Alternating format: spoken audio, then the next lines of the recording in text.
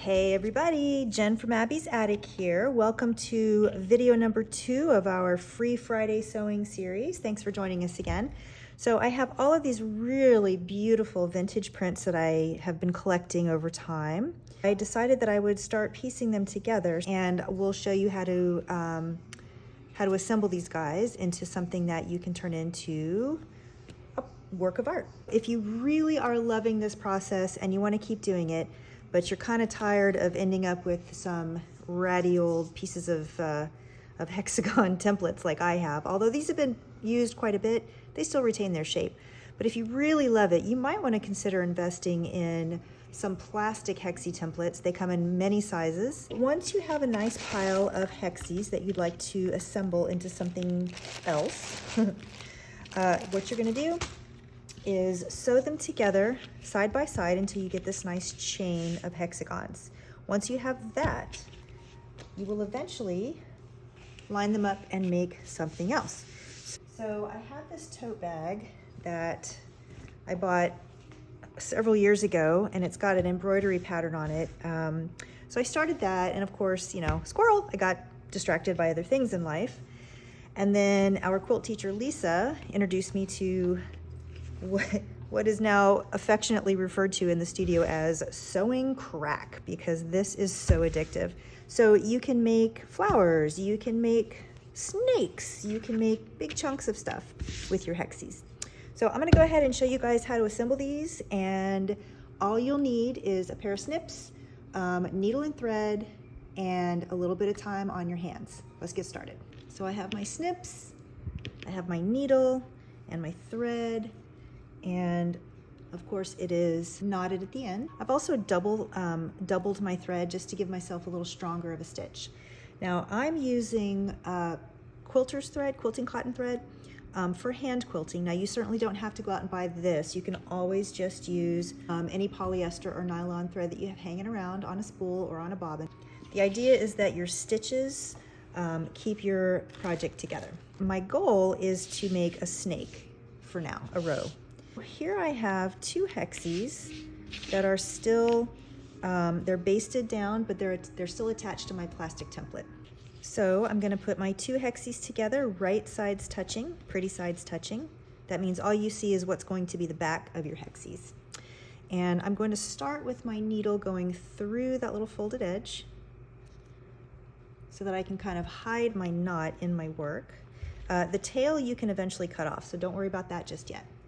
So I'm going to do a whip stitch, and a whip stitch is just where you grab just the edge of your fabric on one side and pull it out the other, and you always start and exit on the same side each time. Okay, so that is a whip stitch. I'm going to change gears here just to demonstrate another stitch. So a whip stitch is really nice because it's relatively hidden, but I'm going to show you a ladder stitch in this next step. You don't have to switch techniques. Oops, I got too close to that edge. You don't have to switch techniques mid-edge like I'm doing. I'm just showing you this for demo purposes. So another method of attaching these 2 guys together is called a ladder stitch. So if you imagine that this edge here, this seam, is like the opening of a mouth. This would be the upper lip, this would be the lower lip. And so what I want to do is start my thread, and then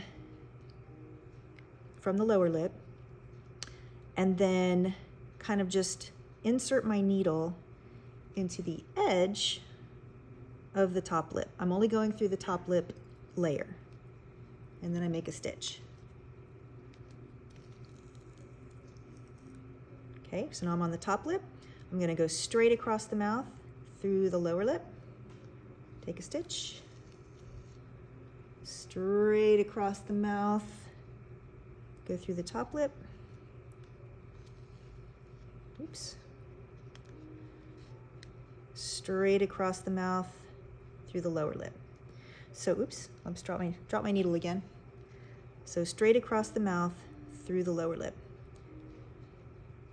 And so each time you take a stitch with a ladder stitch,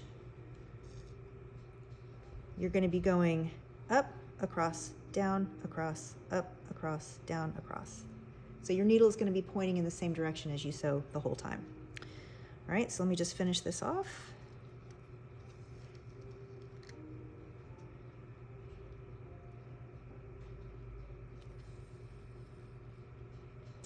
Now when I get to the end of my hexies, my stitch should be exiting that little point there. And so now I'm just going to secure that edge, that's my final stitch, with a knot. So it's kind of like just, you know, tying your shoes. Take your needle through that loop, pull it nice and snug, snip your threads close to the knot, just of course don't cut your knot.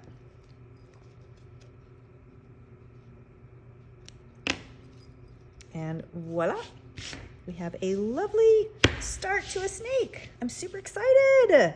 Okay, now let's say that instead of making a snake, which of course you would continue to just add on like an assembly line and keep going, let's say you wanted to make a flower.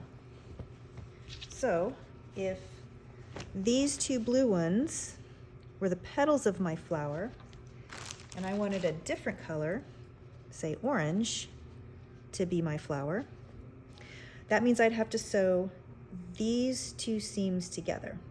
Okay, so we're going to do that step now. Okay, so let me just move this out of the way.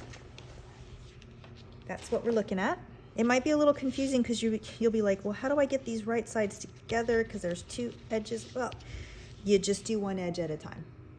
And to do that, you're going to tell yourself, okay, this is how my brain wants it to be, but this is how I have to sew it. You got to flip it over edge on edge like that. And then you're going to just carry on the same way we did either ladder stitching or whip stitching your hexies together. So just for the interest of time, I'm just going to whip stitch. Now I'm at the end of my edge, so I'm going to put it right through the apex. And then I'm going to open my project. Well, I've sewn this edge together. Now I need to sew these edges together. So now I'm going to just fold that way. It's going to be a little wonky because there's still plastic in here. I'm going to leave that plastic in for now. So you can still manipulate this. That's bendable. But now I can match those edges together. And I'm just going to continue with where I left off. So the new apexes are going to be sewn together. And then I'm just going to whip stitch all the way across.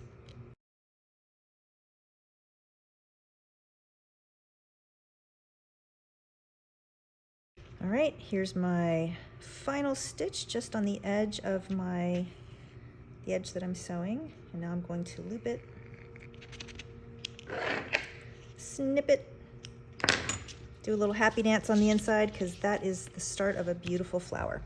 So I'm going to go ahead and add the rest of my blue pieces onto here and check it out.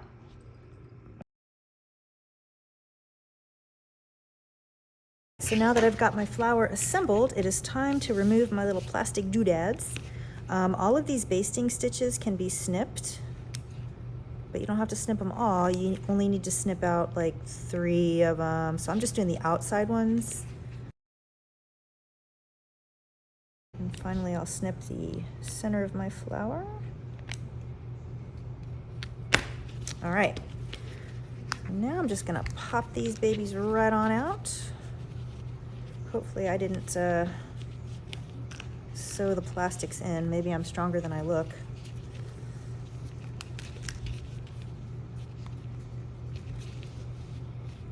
The cool thing about this is that you know, despite the fact that you're using a basting stitch, oh look, I did. Despite the fact that you're using a basting stitch, which is a loose stitch, they do pretty much keep their shape. So check it out. All right, I'm gonna move this. I'm gonna replace it with this and with this lovely background. Oh, I can't wait to see it. Oh my gosh, it's so cute. I super duper love it. So now I can take, in theory, I can take all of these basting stitches out so that I can kind of clean it up, make it look nice on the front. You could even just tuck them in, but there you go. There's your hexie flower. I hope you had a good time. Please join us next week for our next Free Friday sewing class, whose subject matter is to be announced.